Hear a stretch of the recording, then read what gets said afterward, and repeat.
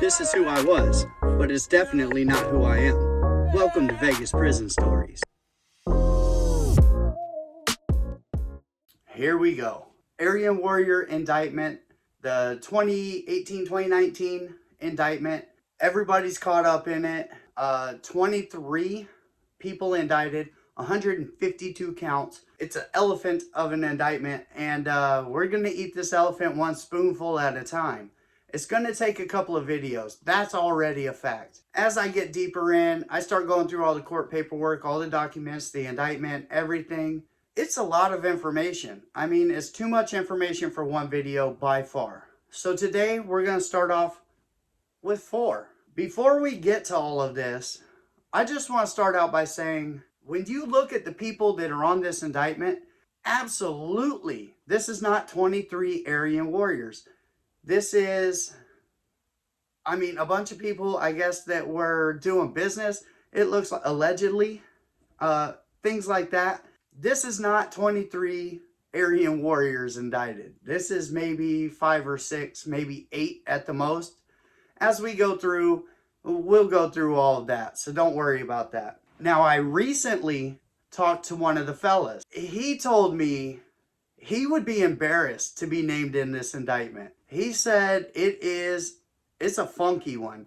Now, there are a lot of hitters on this, but there are a lot of poor things got caught up trying to do the street thing, and now you're named on an indictment. Now, one trend that is absolutely glaring when it comes to the feds on these indictments is they're indicting a whole bunch of people. They're indicting everybody that they can, and they do this for a reason. They do this so that they can get people to roll over. That's obvious. I can't tell you how many people are rolling over in this or have rolled over in this. We'll just go through the charges, some of the sentences that have already been handed out, and we'll let people make their own assumptions. I'm not going to put somebody out on Front Street like, hey, they're telling or they're going to tell. But it's pretty obvious. As we go through, you'll find out. Now, the 23, we have 19 men, 4 females. We're going to start off with the first 2. They've been charged murder with the use of a deadly weapon. One of them has 3 of them. One of them has 2 murders with a deadly weapon. So here we go with them. We're going to start out with Christopher Ashoff and Devin Campbell. Bullwinkle and Soup. I'm guessing that you can probably guess which one's nickname is Soup. Now, Ashoff and Campbell, also, Bullwinkle and Soup, they were charged with and indicted for robbing Jose Contreras Verdon. Now, it was a daytime, it seems like probably a drug deal. They met him in the middle of the daytime, ran up on him, pulled out the pow-pow, and went to work. Took his car, took whatever dope, took off, right? Left him just laying there in the middle of the street bleeding. Initially, the person that called 911 thought it was a car accident. It's not till he got to the hospital, he was pronounced dead, that they found he had been shot and killed. At this time, Contreras Verdon's friend, Juan Gonzalez Cruz, goes looking for his boy. He knows he's supposed to be back. He's not back. He can't get a hold of him. So he starts tracking. He has the app on the phone to track the car. He tracks this car down. Goes to a neighborhood. Soup and Bullwinkle are there. The car is there. Within 15 minutes, it blows up into this whole thing. Soup and Bullwinkle ram this guy's car with the stolen car. Soup gets out. Multiple shots fired. Ends this guy's life. Now, at this time, Soup gets in the stolen car, takes it to a recycling yard, leaves it there. He ditches it, tries to wipe it down, and takes off. Now, Metro used surveillance video, which could be anything from Ring videos these days, ATM cameras, gas station cameras. I mean, everything's under camera now.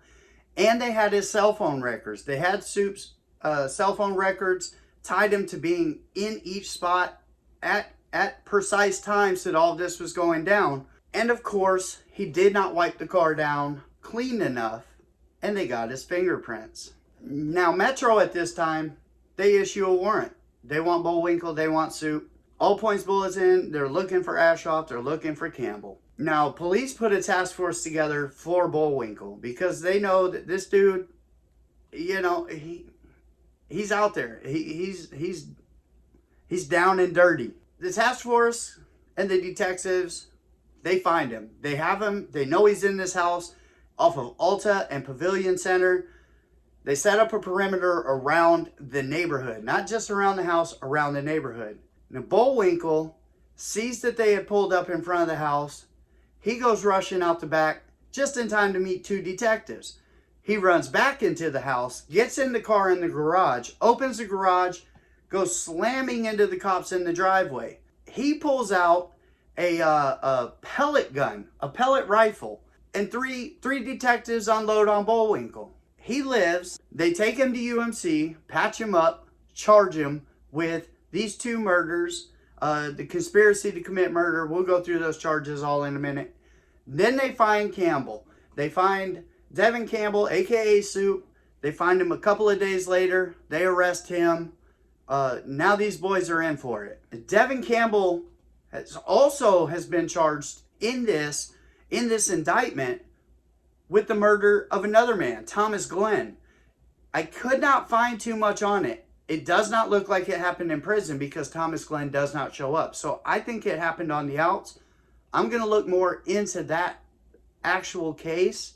But for now, Campbell has 3 charges for murder with the use of a deadly weapon. For his part in the indictment, Christopher Ashoff, aka Bullwinkle, has been charged with 2 counts of murder with the use of a deadly weapon, 1 count of robbery with the use of a deadly weapon, 1 count of conspiracy to commit murder, and 2 counts of racketeering. And that's just on the indictment side. On October 5th, 2001, Christopher Ashoff, aka Bullwinkle, pled guilty to charges stemming from him ramming the cops and trying to escape when the task force came for him. He pled guilty to battery with the use of a deadly weapon, resisting a police officer with the use of a deadly firearm. Now, he was sentenced to 4 to 10 years on the battery and 2 to 5 on the resisting. Those charges are to run concurrent. So basically, he got 4 to 10 just for trying to flee the scene.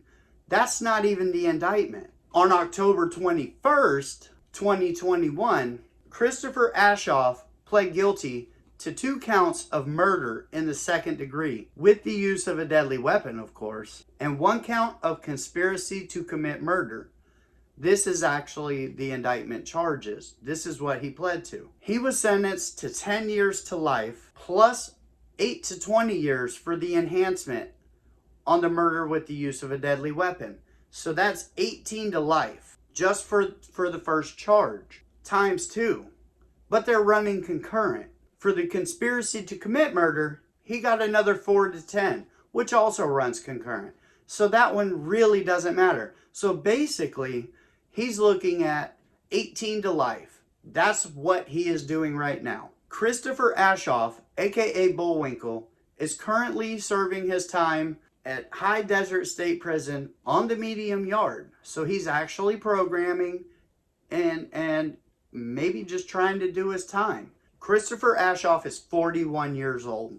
Now, in the A-dub indictment, Devin Campbell, aka Soup, was charged with 3 counts of murder with the use of a deadly weapon, 1 count conspiracy to commit murder, 1 count robbery with the use of a deadly weapon. On October 22nd, Devin Campbell pled guilty to 3 counts of murder with the use of a deadly weapon and 2 counts of battery by a prisoner with the use of a deadly weapon. For each of the murders, the judge sentenced him to 20 to 50 years, plus an enhancement of 8 to 20 years for each count. The 8 to 20 is obviously the enhancement for the use of a deadly weapon. All 3 are to be run concurrent. On the 2 counts of battery on a prisoner with the use of a deadly weapon, Devin Campbell got 36 to 90 months on each, which is like 3 to 7.5.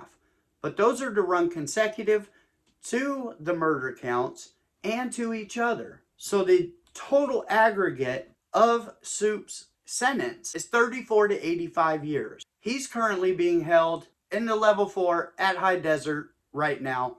Obviously, that means that he's still with the business.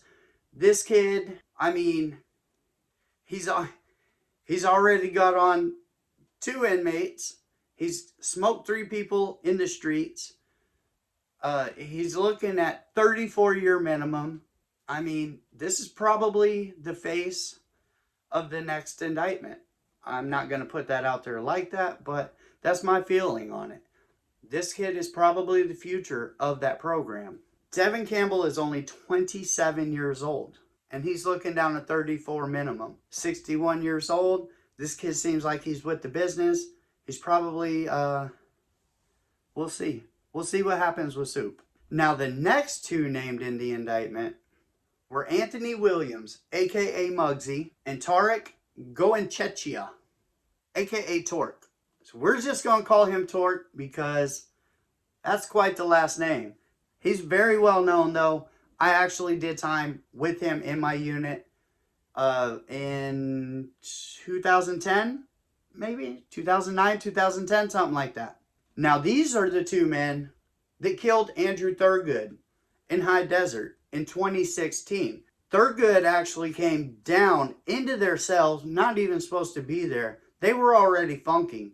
And he got hit like 50-something times. And then they push the button, man down. COO pops the door. They come dragging his body out. It was all over the news, high-fiving each other. You know, it was a wild scene. But it's kind of like a High Desert type scene. Now, they didn't initially charge these 2 with that hit. Mugsy even got out. Mugsy got out in like 2018, hadn't been charged for the murder, did the rest of his sentence, got out. Wasn't even out 2 months, and he is wilding out. He's on the streets all the way from Laughlin to Northwest Las Vegas. This dude's robbing everyone. You better hide your kids, hide your wife. This dude is out here taking everything. You know, nobody move, nobody get hurt. This dude's in there. You know, that's some nice shoelaces you got there. I'm gonna need those too. Now, for Mugsy's part, for Anthony Williams, aka Mugsy, his part in the indictment, he was charged with 1 count of conspiracy to commit murder, 1 count of murder in the first degree, 1 count of murder with the use of a deadly weapon, 1 count of murder with the use of a deadly weapon to promote, further, or assist in a criminal gang, 3 counts of racketeering. On November 18th, 2021, Mugsy pled guilty to a sole count of murder in the first degree, and the judge sentenced Mugsy to life without the possibility of parole. For the robbery spree that he did while he was out for 2 months, Mugsy was charged with 2 counts of conspiracy to commit robbery, 1 count of robbery of a victim 60 years of age or older, 1 count of fraudulent use of a credit or debit card. I mean, that seems a little extra. Like, you got this dude on like 5 counts of murder, and you're over here talking about he bought some bubble yum with a fake credit card. Like, bro, they just don't give a fuck.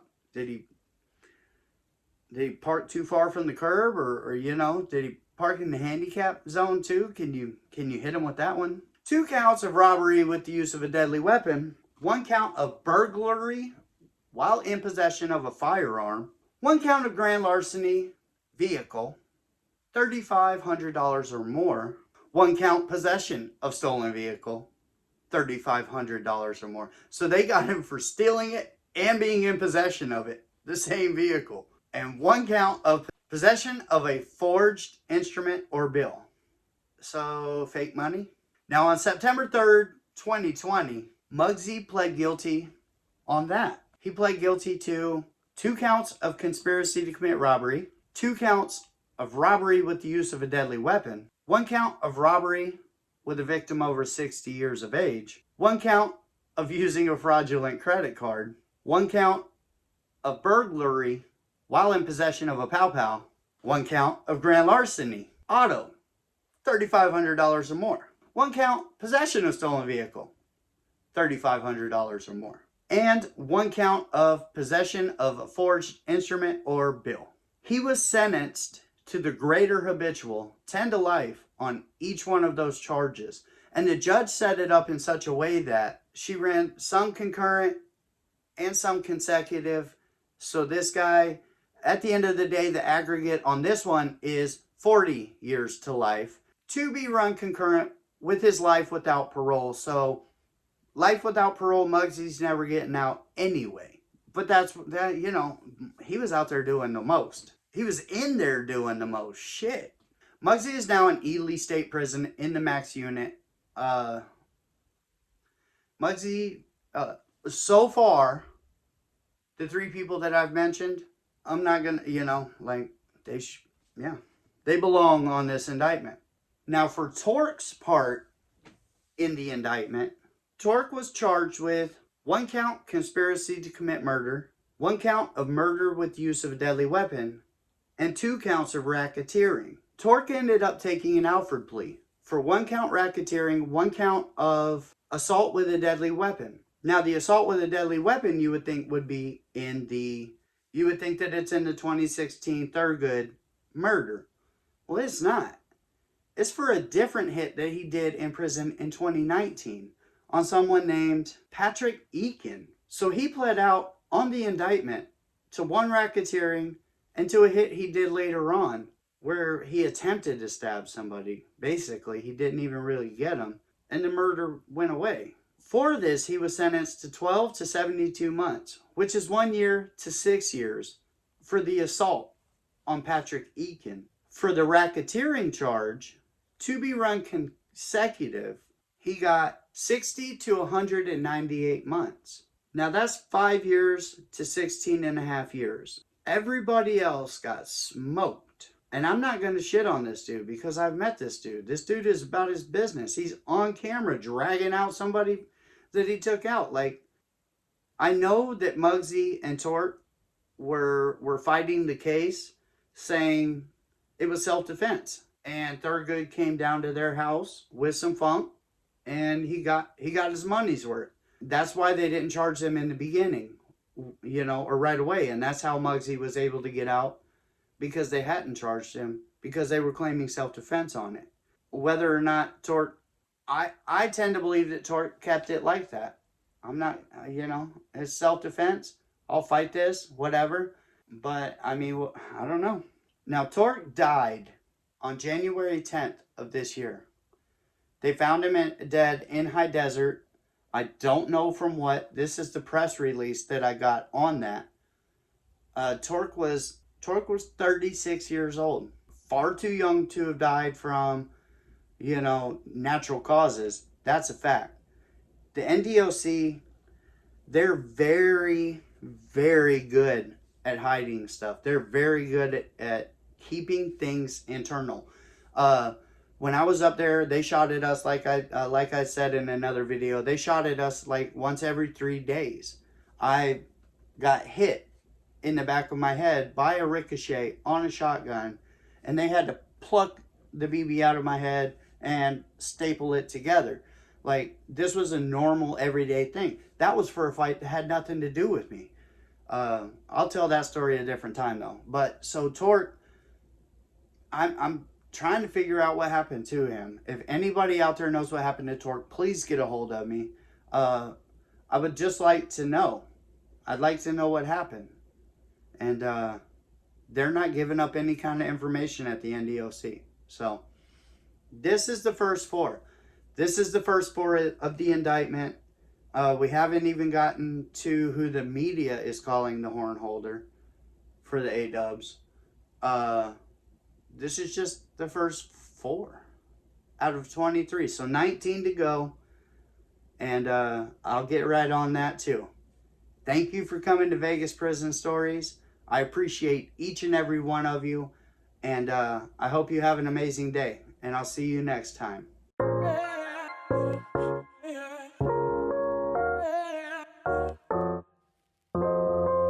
This is who I was, but it's definitely not who I am. Welcome to Vegas Prison Stories.